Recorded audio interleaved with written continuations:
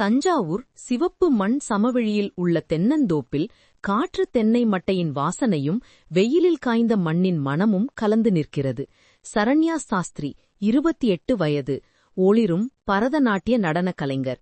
அவள் கணவன் மாதவன் திண்ணையில் இருக்கிறார். தோப்பு உரிமையாளனின் கைகள் துருத்தியால் கரைபட்டிருக்கின்றன. அவர்களது மகள் தள்ளாடி தள்ளாடி நடக்கிறாள். திடீரென துப்பாக்கி சத்தம். போலீஸ் இதை விபத்து என்கிறார்கள். துப்பாக்கியை துடைக்கும்போது சறுக்கியதாம். மாதவன் நடுங்கும் விரல்களால் அறிக்கையில் கையெழுத்திடுகிறான். ஆனால் காயத்தின் கோணத்தை பார்த்தவுடன் உண்மை தெரிகிறது. அவள் உடல் திறந்த ஜன்னல் பக்கம் சுருண்டு அரங்கேற்றத்தின் நடுவில் நின்றது போல தொலைதூர காவிரியை நோக்கி நீண்டது. சரண்யா தற்கொலை செய்து கொண்டாள். வீட்டு வேலைக்காரர்கள் உறுதிப்படுத்துகிறார்கள். அன்று காலை அவள் பயிற்சி செய்தாள். தாளம் துல்லியமாகவும் ஜதி கூர்மையாகவும் இருந்தது. கடிதம் இல்லை, சண்டையும் இல்லை, காரணமும் இல்லை. மாதவன் குடிக்கத் தொடங்குகிறான். நாள்கள் ஓடுகிறது. தோப்பு அலுவலகம் தூசிப்படுகிறது. அறிவாள் செயலிழக்கிறது. பாலசுப்பிரமணியன் பாலு சென்னையைச் சேர்ந்த பத்திரிகையாளன், மாதவனின் பழைய நண்பன். அறிவிக்கப்படாமல் வருகிறான். கலாக்ஷேத்ரா கல்லூரி நாட்களிலிருந்து சரண்யாவை அறிவான். அவள் அடவுகள் ஒத்திகை அறைகளில் கோயில் மணியைப் போல ஒலித்தன.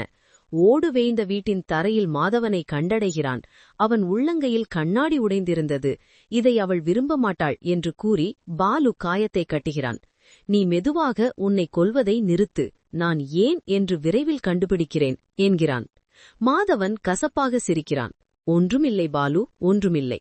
அவன் விசாரிக்கத் தொடங்குகிறான். வேலைக்காரர்கள் அவனிடம், மேடம் சந்தோஷமாக இருந்தாங்க, நடனமாடினாங்க, குழந்தையிடத்தில் அன்பாக இருந்தாங்க என்றனர்.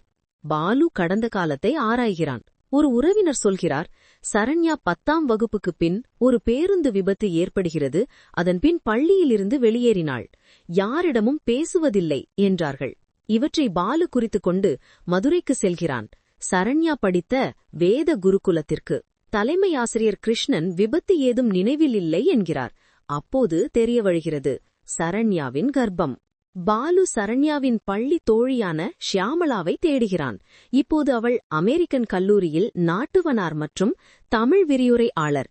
வைகையை பார்த்த அமைதியான கஃபேயில் இருவரும் சந்திக்கிறார்கள். ஷியாமளா தயங்கி பின்னர் பேசுகிறாள். கொடைக்கானல் பள்ளி பயணம். சரண்யா மிகவும் புத்திசாலி. ஏற்கனவே குருகுல நடனக்குழுவில் தேர்ந்தெடுக்கப்பட்டவள். பிக்னிக்கின் போது பயிற்சி செய்வதற்காக தனியே சென்று வெளிரிய முகத்துடன் அமைதியாக திரும்பி வந்தாள். சில நாட்களுக்குப் பிறகு காலை சந்தியாவந்தனத்தின் போது மயங்கினாள். ஆசிரியர்கள் உண்மையை கண்டுபிடித்தனர். சரண்யாவுக்கே எப்படி நடந்தது என்று தெரியவில்லை. அவள் தந்தை அனந்தராமன் நாகர்கோவிலைச் சேர்ந்த கடுமையான சமஸ்கிருத பண்டிதர். அவளை திருநெல்வேலியில் உள்ள தொலைதூர அத்தை வீட்டுக்கு அழைத்துச் சென்றார். குழந்தை ரகசியமாக பிறந்தது. சரண்யா காய்ச்சலாலும் அவமானத்தாலும் திகைத்து அவனுக்கு ஈஸ்வர் அனந்தராமன் என்று பெயரிட்டாள். அவன் மயக்கத்திலிருந்த நேரம் அனந்தராமன் அவளிடம் சொல்லாமல் குழந்தையை கோயம்புத்தூர் அநாதை இல்லத்தில் ஒப்படைத்தார். வாரங்கள் கழித்து திருச்சி நெடுஞ்சாலையில் லாரி விபத்தில் பிறப்பு, குழந்தை, பாலியல் துன்புறுத்தலின் நினைவு அழிந்தது. ஆண்டுகள் கடந்தன. சரண்யா தன்னை மீண்டும் உருவாக்கிக் கொண்டாள். கலாக்ஷேத்ரா, மாதவனுடன் திருமணம், நடன நிகழ்ச்சிகள், தாய்மை. கடந்த காலம் அவள் சலங்கையின் தாழத்தின் அடியில் புதைக்கப்பட்டது. பாலு தஞ்சாவூருக்கு திரும்புகிறான். தற்கொலை நாரை பற்றி சமையலாரிடம் கேட்கிறான்.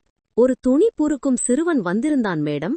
அவன் தேங்காய் திருடியதை கண்டாங்க. அவங்க பெயர் கேட்டாங்க. ஈஸ்வர் அனந்தராமன் என்றான். மேடம் 10 ரூபாய் கொடுத்து அனுப்பினாங்க என்றார்கள். பின்னர் பாலு சிறுவனை ரயில்வே நிலையம் அருகிலுள்ள சேரியில் கண்டடைகிறான். 10 வயது. காலணி இல்லை. மேடையில் தெய்வத்தை அழைக்கும்போது சரண்யாவின் கண்கள் போன்றவை. அநாதை இல்ல பதிவுகள் உறுதிப்படுத்துகின்றன. சரண்யா சாஸ்திரிக்கு பிறந்தவன். தந்தை தெரியவில்லை. அனந்தராவன் சாஸ்திரியால் ஒப்படைக்கப்பட்டவன். பாலு மாதவன் ஒருபோதும் தெரிந்து கொள்ளக்கூடாது என முடிவு செய்கிறான். சில உண்மைகள் உயிரோடு இருப்பவர்களை அழுக வைக்கிறது. ஷியாமலாவும் பாலுவும் இப்போது அமைதியான கோயில் திருமணத்தில் திருமணமாகிவிட்டார்கள். ஈஸ்வரை தத்தடிக்கிறார்கள். அவனை தோப்புக்கு அழைத்து வருகிறார்கள். மாதவன் மீண்டும் நிதானமாக சிறுவன் காற்றில் தெரியாத முத்திரைகளை வரையும்போது பார்க்கிறான். சிரிக்கிறான். இது தர்மம் என நினைக்கிறான். சிறுவனின் மணிக்கட்டு வளைவில் சரண்யாவையோ அவள் முகசாயலையோ அவன் இன்று வரை பார்த்ததில்லை. வரும் பகுதிகளில் காணலாம். இந்த கதை பிடித்திருந்தால் லைக், கமெண்ட் அண்ட் சப்ஸ்கிரைப் பண்ணுங்க. தேங்க்யூ. பாய்.